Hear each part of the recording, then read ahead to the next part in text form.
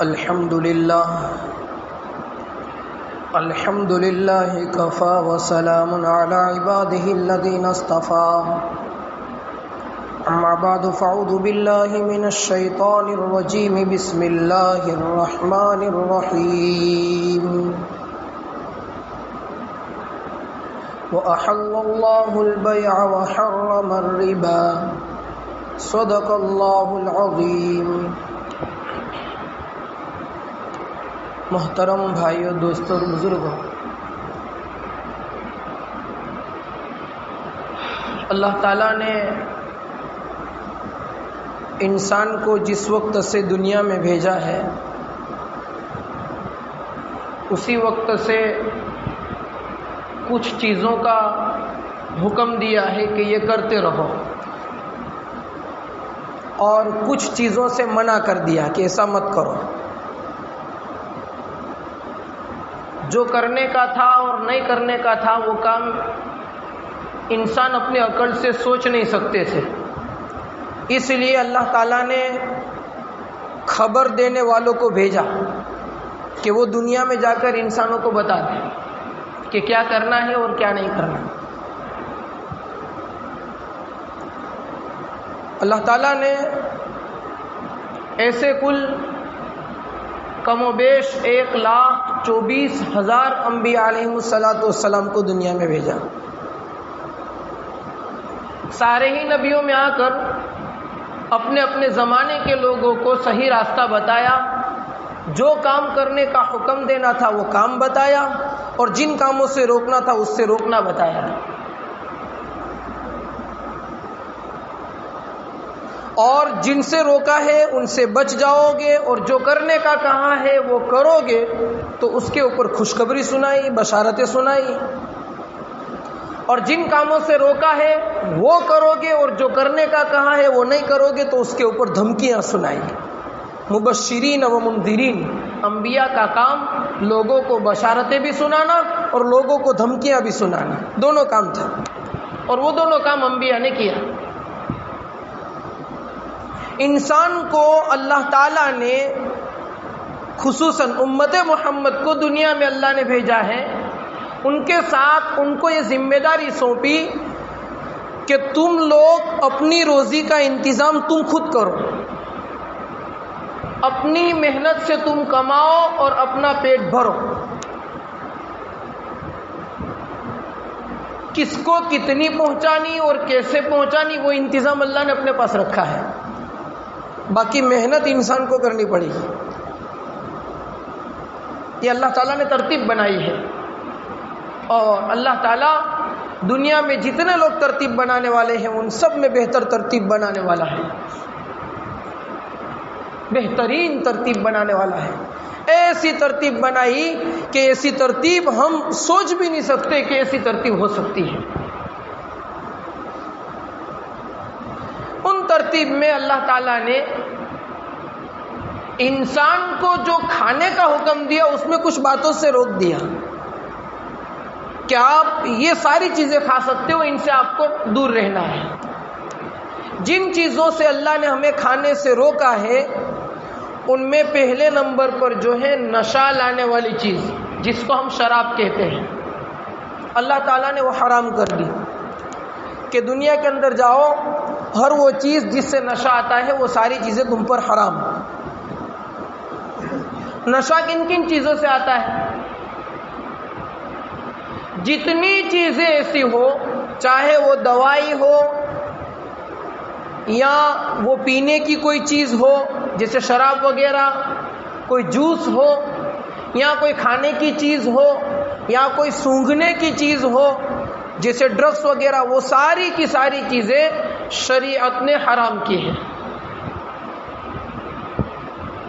جن چیزوں کے کھانے اور پینے اور سونگھنے سے عقل میں فتور آتا ہے، عقل ٹھکانے نہیں رہتی، ایسی ساری چیزیں شریعت نے حرام کر دی ہیں۔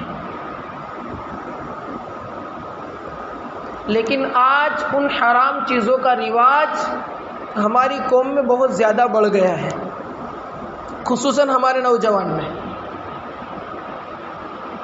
اور افسوس کی بات تو یہ ہے کہ اس کا دور سے لے کر آخری فرد تک پہنچانے کا جو کام کرتے ہیں، اسمگلنگ جس کو کہتے ہیں، وہ کام کرنے والے بھی مرد تو کیا، مرد کے ساتھ ساتھ عورتیں بھی نکلتی ہیں، اور وہ بھی مسلمان نکلتی ہیں۔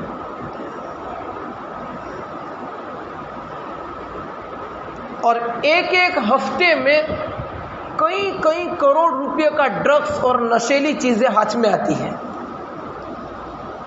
اور یہ بات تو ہم خوب جانتے ہیں کہ ہاتھ میں جتنی آتی ہے اس سے 99% زیادہ لوگوں تک پہنچتی بھی ہوگی، اور لوگ وہ اپنا رہے ہیں۔ غیر مسلم تو غیر مسلم، اس کا تو کوئی حکم ہے ہی نہیں۔ الدنیا سجن المؤمن و جنت الکافر، اس کی تو جنت ہے دنیا، مسلمان اس میں پھنسا ہوا ہے۔ اور مسلمانوں میں بھی آج تک ہم سنتے تھے کہ خالی مرد، خالی نوجوان، اب مسلمانوں کی عورتیں بھی شراب تک پہنچ چکی ہیں۔ یہاں تک بات جا چکی ہے، یہ اس وقت سب کچھ ہوا ہے جب کہ ہم نے اس کو گمبھیرتا سے ایک دم سخت طریقے سے نہیں لیا ہے۔ اس کی جو برائی ہمارے دل میں ہونی چاہیے، وہ برائی اب ہمارے دلوں سے ختم ہوتی جا رہی ہے۔ میں آج اسی لیے وہی دو باتوں کو آپ کے سامنے لے کر آیا ہوں، ایک شراب اور ایک سود بیاج۔ وہ دونوں باتیں ایسی ہیں کہ جس کو کچھ سالوں پہلے ہم بہت برا سمجھتے تھے، بہت گندا سمجھتے تھے۔ شرابی کو ہم اپنے پاس بٹھانا پسند نہیں کرتے تھے، جو نشے کا عادی ہو اس سے ہم کوئی کاروبار نہیں کرتے تھے۔ آج وہ ساری قباحتیں اور برائیاں ختم ہو گئی۔ یہ بہت خطرناک چیز ہے۔ اب دیکھو، انہی نشے والی چیزوں نے کئیوں کے گھروں کو اجاڑ دیا، کئیوں کے گھر برباد ہو گئے، کئی بچے بیچارے یتیم ہو گئے، جبکہ ان کے ماں باپ، ان کا باپ کوئی شراب کا عادی تھا، کوئی نشیلی چیز کا عادی تھا۔ نوجوانوں کی جوانی برباد ہو گئی۔ اس کو بہت گمبھیرتا سے لینے کی ضرورت ہے، بہت بڑا گناہ ہے۔ اللہ تعالیٰ اس گناہ کو پسند نہیں کرتا۔ اس سے جسمانی نقصان بھی ہوتا ہے، طرح طرح کی بیماریاں جنم لیتی ہیں، اور اس کا جسم کا اندرونی معاملہ، سارا جو مشینری چلتی ہے ختم ہو جاتی ہے نشیلی چیزوں سے۔ بہت خطرناک چیز ہے یہ۔ تو ان چیزوں سے ہمیں یہ کوشش کرنی چاہیے کہ اللہ تعالیٰ نے ہمیں بچا کر کے رکھا ہے تو ہماری نسل اس میں نہ پڑے۔ اللہ کا فضل ہے، اللہ کا شکر ہے، اللہ کا احسان ہے کہ ہم ان نشے والی چیزوں سے بچ گئے ہیں۔ اس لیے کہ وہ ایسی خطرناک چیز ہے کہ جب کسی بندے کو اس کی عادت ہو جاتی ہے نشے والی چیز کی، جب عادت ہو جاتی ہے تو وہ چھوڑنا چاہتا ہے پھر بھی نہیں چھوٹتی، اور اس کی زندگی برباد ہو جاتی ہے۔ ہماری برادری میں سے کئی نوجوان اس نشیلی لت کی وجہ سے، اس نشے والی چیزوں کی عادتوں کی وجہ سے جوانی کے اندر دنیا چھوڑ کر چلے گئے ہیں، کیونکہ اس کا دنیاوی سیٹل اور نظام ختم ہو جاتا ہے۔ ان کے گھر اجڑ جاتے ہیں، ان کی عورتوں کو سکھ اور نہیں ملتا، وہ نشے کر کے گھر پر سوتا رہتا ہے، اوپر سے بیوی کو مارتا ہے، بچوں کو مارتا ہے، بیوی مجبور ہو جاتی ہے، غلط راستے اختیار کرتی ہے، لوگوں سے بھیک مانگتی ہے۔ یہ سب نشے کی وجہ سے ہوتا ہے۔ اور ایسا مت سمجھو کہ ہماری نسلوں میں یہ نہیں ہے، ہمارے نوجوان کئی طریقے کے ایسے اسباب اختیار کر چکا ہے جس میں حقیقت میں نشہ ہوتا ہے۔ آپ میڈیکل والوں کے پاس جا کر تھوڑا پوچھو کہ وہ دوائی جو ڈاکٹر دماغ کی آرام کے لیے دیتا ہے وہ پینے کی ہوتی ہے 5 ml 6 ml 7 ml، وہ ہمارا نوجوان پوری کی پوری بوتل لے کر کے اس کو ایک ساتھ میں پی جاتا ہے، جس سے نشہ آتا ہے۔ اور ایسے بہت سارے نوجوانوں کو عادت ہے۔ میڈیکل کے اندر لائنیں لگتی ہیں اور میڈیکل والے اس کو بیچتے نہیں ہیں، کیونکہ اس کو گورنمنٹ کی طرف سے پابندی ہے، پھر بھی کالی بازاری کر کے غیر مسلم میڈیکل والے بیچتے ہیں، اور ہماری نسلیں برباد ہو رہی ہیں۔ وہ گولیاں جس سے نیند کی گولی کہا جاتا ہے، وہ مجبوری کے درجے میں جس کا دماغ کا سنتولن بگڑ جائے، مانسک ہو جائے اور دماغ کی کوئی تکلیف ہو جائے اور رات کو نیند نہیں آتی تو ڈاکٹر اس کو 1 گولی پینے کو کہتا ہے۔ ہمارا نوجوان ایسی 10 گولیاں ساتھ میں لے کر پیتا ہے جس سے نشہ کرتا ہے۔ اب دیکھو میڈیکل کے یہ حال سنا رہا ہوں۔ ہم یوں سمجھتے ہیں دوائی لینے گیا ہے. ہمارا نوجوان، ہمیں ایسا لگتا ہے کہ یہ قلم ہے اس کے پاس، یہ اسپرے ہے اس کے پاس، اسپرے اور قلم کی شکل کے اندر حکے پیتے ہیں اور اس حکے کے تمباکو کے اندر مختلف فلیور استعمال کرتے ہیں، کبھی یہ فلیور کبھی وہ فلیور، اور جتنے فلیور آتے ہیں ان میں سے زیادہ تر فلیور ایسے ہوتے ہیں کہ وہ بیڑی کی طرح پیا جاتا ہے، لیکن اس کی وجہ سے اس کے اندر نشہ آتا ہے. اور ہمارا بچہ 15 سال کا بچہ اس نشے والی چیز کو پی کر کے سوتا ہے، باپ کو ہوا بھی نہیں لگتی. چارجنگ کرتا ہے، جیسے موبائل میں چارجنگ ہوتی ہے اس طریقے سے چارجنگ والے حکے آتے ہیں. کل ہی ہمارے گجرات کی پولیس نے یہ کیس پکڑا تو پولیس نے تو ایسا لکھا، ان کی چونکہ قاعدے میں آتا ہوگا کہ ہم نے ایسا پہلی مرتبہ دیکھا کہ ایسی چیزوں سے بھی لوگ نشہ کر رہے ہیں. اور ہمارے مانگرول میں آپ کو کیا بتاؤں، میں جماعت میں تھا 3 دن کے، ہمارے ساتھ ایک بچہ تھا 13 سال کا 14 سال کا، وہ اپنے بھائی کے ساتھ یا چچا کے لڑکے کے ساتھ آیا تھا.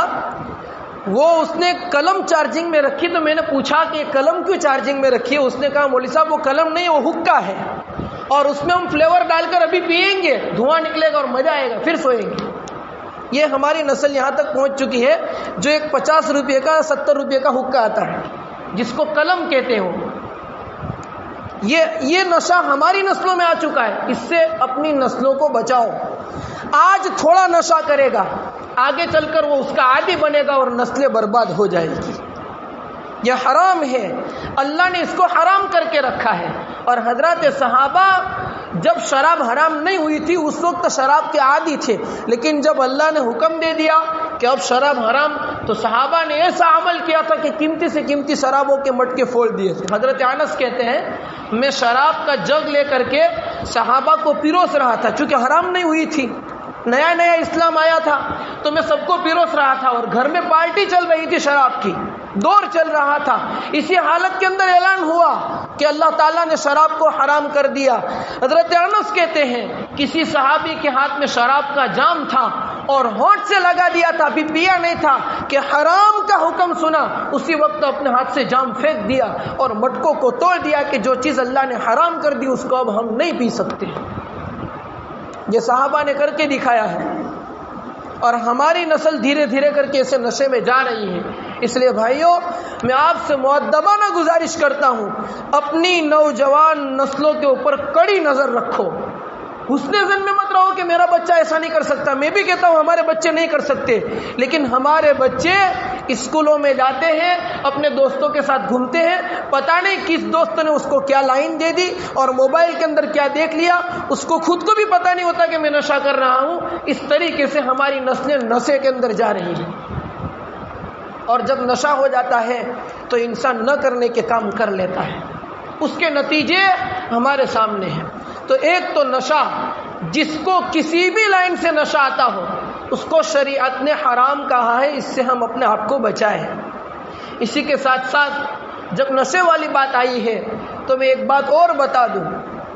پاکستان کے بہت بڑے مفتی گزرے ہیں، بہت بڑے مفتی گزرے ہیں، انہوں نے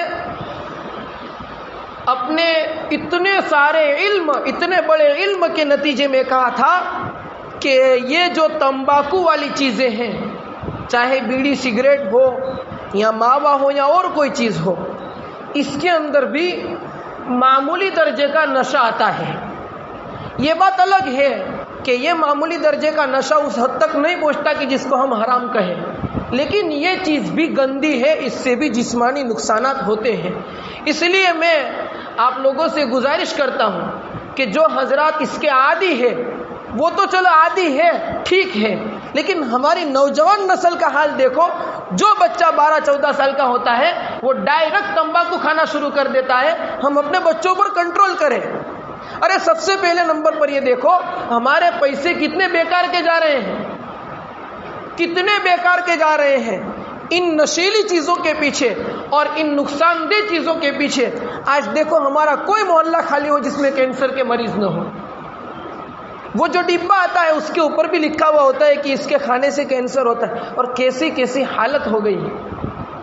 یہ بات میں نہیں کہتا ہوں کہ صرف تمباکو ہی سے کینسر ہوتا ہے، لیکن جن چیزوں سے کینسر ہوتا ہے اس میں تمباکو بھی ہے، اس سے بھی کینسر ہوتا ہے۔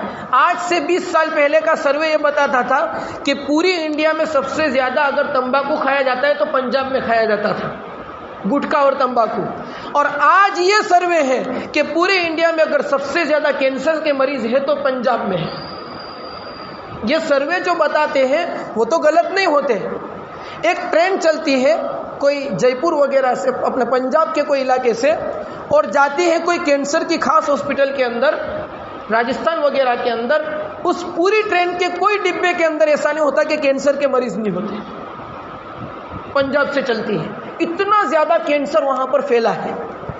جس کا سروے کچھ سالوں پہلے تمباکو کا تھا، آج اس کا کینسر کا ہوا۔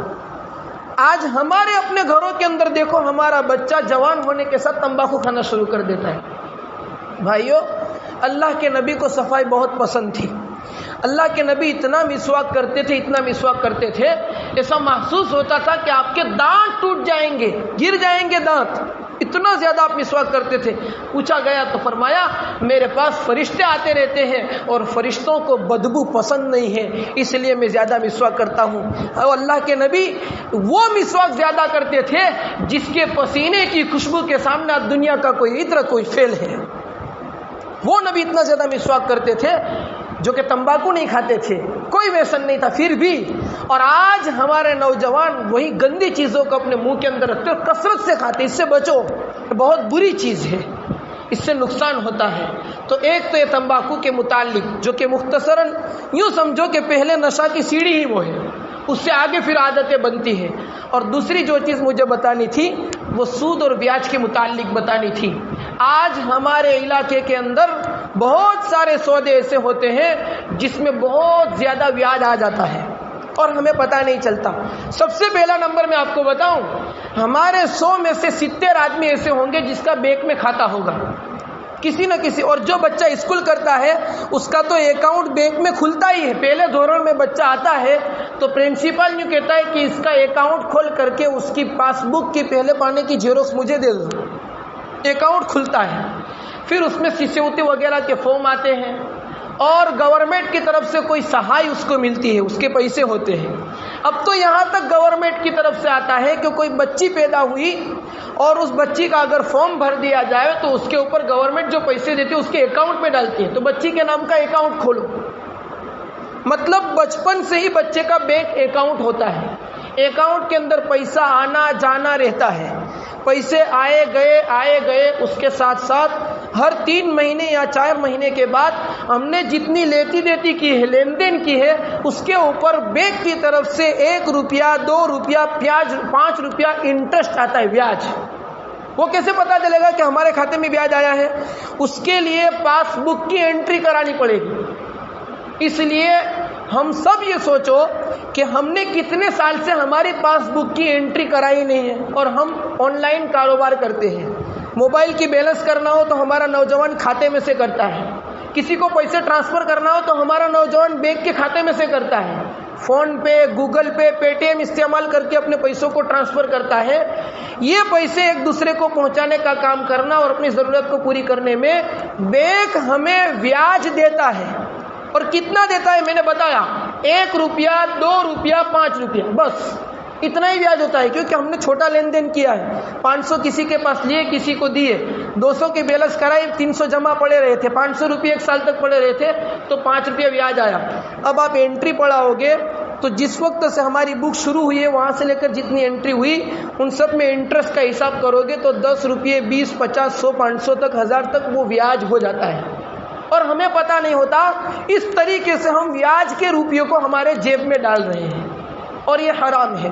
دیکھو اللہ تعالیٰ نے 2 گناہ، ایک عقیدے کے متعلق، سب سے بڑا گناہ عقیدے کے متعلق یہ ہے کہ آدمی اللہ کے ساتھ کسی کو شریک ٹھہراوے، شرک کرنا عقیدے کے متعلق سب سے بڑا گناہ۔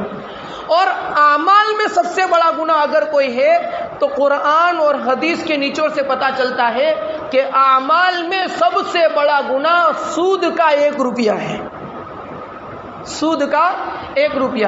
میں آپ کو کچھ آیتیں اور حدیثوں کا مختصراً مطلب بتا دوں کہ قیامت کے دن جو ब्याज کھانے والا ہوگا. میں نے آپ کو بتایا کہ ब्याज ہمارے گھر میں کیسے آتا ہے. ہم پاس بک کی انٹری کرائیں گے تو ہی ہمیں, اور اگر پتہ نہیں چلتا تو جو بچہ اسکول کیا ہوا ہے اس کے پاس بتاؤ کہ اس میں انٹرسٹ کتنا لکھا ہوا ہے, آپ حساب کرو گے تو 2-5 روپے کر کے 200-300 ہو جاتے ہیں.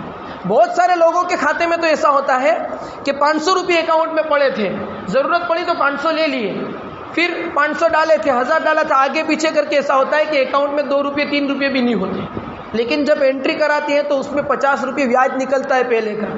اب کھاتے میں 3 روپے ہیں, نے لکھا ہوا ब्याज 50 روپے, اس کا مطلب 47 روپے ہم نے استعمال کر لیے جو ہمیں پتہ نہیں تھا. اس لیے ब्याज کا حساب کراؤ. قیامت کے دن اللہ تعالیٰ فرماتے ہیں جو شخص ब्याज کھانے والا ہوگا وہ قیامت کے دن میرے پاس اس حالت میں آئے گا جیسے اس کو کوئی جین یا بھوت نے حاضری آتی ہے نا, اپنی گجراتی زبان میں کہتے ہیں حاضری آئی ہو.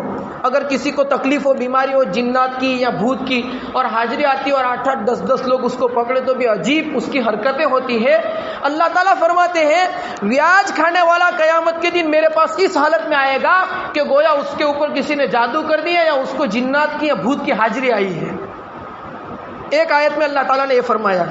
دوسری آیت میں اللہ تعالیٰ نے فرمایا کہ جو ब्याज کھانے والے ہیں وہ تیار ہو جاؤ میرے ساتھ اور میرے نبی کے ساتھ لڑائی کرنے کے لیے. فَأْذَنُوا بِحَرْبٍ مِّنَ اللَّهِ وَرَسُولِهِ, اللہ اور اس کے رسول کے ساتھ لڑائی کا اعلان ہے ایسے شخص سے جو ब्याज کھاتا ہے, جو سود کھاتا ہے, جو حرام کے پیسے اپنے پیٹ میں ڈالتا ہے, سودی کاروبار کرتا ہے, وہ اللہ اور اس کے رسول سے لڑائی کے لیے تیار ہو جاؤ. صرف شریعت میں 2 جگہ پر اللہ تعالیٰ نے اپنے ساتھ لڑائی کا کہا ہے. ایک جگہ کون سی؟ ایک جگہ پر حدیث میں ہے من عادی لی ولی فقط آذنتہ بالحرب. اللہ کے رسول نے فرمایا کہ اللہ فرماتے ہیں جس نے کسی میرے ولی سے دشمنی کی اس سے میں لڑائی کا اعلان کرتا ہوں. اللہ کے ولی سے دشمنی کرنا, اللہ سے لڑائی کے لیے تیار ہونا, ایک یہ. اور دوسرا ब्याज کھانے والا اللہ اور اس کے رسول سے لڑائی کرتا ہے. اب تم سوچو, ہم سوچے کہ جو اللہ اور اس کے رسول سے لڑائی کرنے کے لیے تیار ہوا, کیا کبھی وہ بندہ اور وہ انسان جیت سکتا ہے اور اللہ اور اس کے رسول کبھی ہار سکتے ہیں؟ ایسا ہوتا ہے؟ کبھی نہیں ہوتا. ضرور ہم ہاریں گے. اس لیے مفسرین نے لکھا ہے کہ جو ماں باپ, جو باپ یا جو آدمی ब्याज کا دھندا کرتا ہے, ब्याज کا کاروبار کرتا ہے, 40 سال کے اندر اس کی نسلیں تباہ اور برباد ہو جاتی ہے, اور اس کی پوری کمپنی ہو تو کمپنی, کارخانہ ہو تو کارخانہ, اس کا چاہے کتنا بڑا کاروبار ہو, کتنی بڑی پیڑھی ہو, سب کے سب سمیٹ کر کے 0-0 ہو جاتا ہے اور اس کی دنیا برباد ہو جاتی ہے. آخرت بھی برباد اور دنیا بھی برباد. تو دوسرے نمبر پر اللہ تعالیٰ نے قرآن میں یہ کہا ہے. تیسرے نمبر پر اللہ تعالیٰ نے یہ فرمایا ہے کہ جو ब्याज کھانے والے ہیں اس کے بارے میں خطرہ ہے کہ موت کے وقت اس کا ایمان چلا جائے, یعنی کافر ہو کر مرے, اس کا خطرہ ہے. اس لیے ہم دیکھیں کہ کہیں ہم ब्याज تو استعمال نہیں کرتے. چوتھے نمبر پر اللہ کے تعالیٰ نے فرمایا ہے قرآن میں کہ ब्याज کھانے والا ہمیشہ جہنم میں رہے گا, خالدین فیہا. اللہ نے کہا کیا مطلب؟ اس کا مطلب مفسرین فرماتے ہیں جس نے ब्याज کھایا یا ब्याज کا دھندا کیا وہ بہت لمبی مدت تک جہنم کے اندر رہے گا. اس کا جلدی خلاصہ نہیں ہوگا جہنم سے بھی, بہت لمبی مدت تک رہے گا. اللہ کے رسول نے فرمایا ब्याज کھانے والوں پر اللہ کی لعنت ہے, کبھی اس کی زندگی میں چین اور سکون نہیں آ سکتا, کیونکہ اللہ کی لعنت ہے اس کے اوپر. جو ब्याज کھاتے ہیں, ब्याज کا دھندا کرتے ہیں, ब्याज کا کاروبار کرتے ہیں, ब्याज کا دھندا کھانا اور کاروبار کرنا, ब्याज کو لکھنا, ब्याज کے بارے میں کسی کی مدد کرنا, اس کو حساب کرنا, یہ سب اس وعید کے اندر داخل, اس دھمکی کے اندر. ایک اور حدیث میں اللہ کے رسول نے فرمایا ब्याज کا 1 روپیہ, تھوڑا سننا, مشکات شریف کی روایت ہے, بڑی خطرناک دھمکی والی روایت ہے. ब्याज کا 1 روپیہ 36 مرتبہ زنا کرنے سے بھی زیادہ بڑا گناہ ہے. ब्याज کا 1 روپیہ لینا, دینا, لکھنا, کچھ بھی کرنا, 36 مرتبہ زنا کرنے سے بھی زیادہ بڑا گناہ ہے. اور ایک اور حدیث میں اللہ کے رسول نے فرمایا ہے ब्याज کا 1 روپیہ استعمال کرنا اپنی ماں سے زنا کرنے سے بھی زیادہ بڑا گناہ ہے. یہ تو میں نے خالی 4 حدیثیں آپ کو سنائی ہے. مفتی شفیع صاحب نے اس بیاج کے متعلق 40 حدیثیں لکھی ہے. 40 حدیث. اس لیے میں نے کہا کہ جتنے گناہ ہیں ان سارے اعمال کی لائن کے گناہ میں سب سے بڑا گناہ بیاج ہے. اور اس کے دنیاوی نقصانات بھی بہت زیادہ ہے، جیسا کہ میں نے آپ کو سامنے بتایا. یہ تو میں نے مختصراً خالی کچھ سنایا ہے، یہ تو قرآن اور حدیث پورا بھرا پڑا ہے. اللہ تعالیٰ احد کا بیان کرتے، جنگ احد کا، اس میں صحابہ سے کہتے ہیں کہ اللہ تعالیٰ کو بیاج پسند نہیں. مفسرین کہتے ہیں جہاد کا بیان چل رہا ہے، بیاج کو کیوں کہا اللہ تعالیٰ نے؟ فرمایا اس لیے کہا اللہ تعالیٰ نے کہ اللہ تعالیٰ کو جہاد کرنے والا بہت زیادہ پسند ہے، لیکن اگر ان جہادی میں کوئی بیاج کا دھندا کرنے والا ہے تو اللہ تعالیٰ کو اتنا ہی زیادہ ناپسند ہے. اب یہ سوچو، ایک تو میں نے طریقہ بتایا کہ ہماری بینک کی پاس بک کے اندر انٹری کراؤ گے تو پتہ چلے گا کہ کتنا بیاج ہے. اس کے اوپر سارے لوگ عمل کریں. آج سے سوچے کہ بینک میں جا کر کے ہماری پاس بک کی، ہمارے بچوں کی پاس بک کی انٹری کراؤ، اس میں جتنا بیاج ہوا ہے بال پین سے اس کے اوپر نشان کر کے وہ سارا بیاج کا حساب کر کے نکال دو، اور اس کو کیسے ایسے بھکاری کو دے دو، ایسے غریب کو دے دو کہ جو بھوکا مرتا ہو، اور اس سے ثواب کی نیت بھی نہیں رکھنے کی، ثواب کی نیت بھی نہیں رکھنے کی. اور یہ جو کہتے ہیں نا کیس کباڑے کے اندر بیاج چلے گا، اس ڈن میں بیاج چلے گا، اس ڈن میں بیاج چلے گا، بھائیوں اس ڈنوں کے اندر بیاج بھرنا یہ بھی دارالعلوم دیوبند کا فتویٰ ہے کہ حرام ہے. وہ تو کہاں بیاج بھرنے کا ہے وہ علماء سے پوچھو. وہ تو ظلمن جہاں پر ہمارے پاس ظلم کیا ہو حکومت نے اور ظلم کی وجہ سے ہمیں بھرنے پڑتے ہو، تو ایسی جگہ کے اوپر علماء نے کتنی شرطوں کے ساتھ اجازت دی ہے. اور آج ہم چھوٹی چھوٹی باتوں کے اندر بیاج کے پیسے استعمال کر لیتے ہیں، اتنی بڑی وعید ہے. تیسرے نمبر پر بیاج کون سا ہوتا ہے؟ ہم نے کسی کو پیسے اچھی کے دیے قرضے کے طور پر، سامنے والے نے ہم کو پیسے واپس کیے، تو پیسے دینے کے وقت شرط لگائی کہ میں آپ کو 10,000 روپیہ آج دیتا ہوں، 1 سال کے بعد تو مجھے 11,000 دینا، 10 نہیں. تو 1 روپیہ بھی زیادہ لیا تو یہ بیاج ہوگا. ایک تو یہ بیاج ہوا، یہ بھی حرام ہے. اسی طریقے سے آج بہت سارے لوگ ہفتے گاڑیاں خریدتے ہیں، ہفتے موبائل خریدتے ہیں، بہت ساری چیزیں ہفتے ایسی ہوتی ہے جس کے اندر شرط ہوتی ہے کہ اگر آپ نے ٹائم پر ہفتہ نہیں دیا تو آپ کو اتنی پینلٹی بھرنی پڑے گی. یہ پینلٹی بیاج ہے، یہ پینلٹی نہیں ہے. جو نیم کمپنی کا اس کی فائل کھول کر دیکھو، اس میں پینلٹی لکھا ہوا نہیں ہے، اس میں ڈن لکھا ہوا نہیں، اس میں انٹرسٹ لکھا ہوا ہے کہ اتنا بیاج چڑھے گا آپ کے اوپر. یہ سارے کے سارے سودے حرام ہو جاتے ہیں. اس لیے نئی 2 ویل نہیں ہے تو پرانی چلا لو، باقی بیاج میں نہ پڑو. نئی 4 ویل نہیں ہے تو پرانی چلا لو. نیا کام کاج کے لیے ہتھیار نہیں ہے تو پرانا چلا لو. اگر نیا لینا ہے تو روکڑے سے خریدو، اور اگر ہفتے لینا ہے تو مسئلہ پوچھو کہ کیا جائز ہے اور کیا ناجائز ہے. اس طریقے سے بہت زیادہ بیاج ہماری نسلوں کے اندر آتا جا رہا ہے، اور بھی زیادہ بیاج کی قسمیں چلتی ہیں، لیکن جتنی مجھے معلوم ہوئی تحقیق کر کے مسئلہ دیکھ کر میں نے آپ کے سامنے بتایا. اللہ تعالی ہم تمام کو عمل کرنے کی توفیق عطا فرمائے.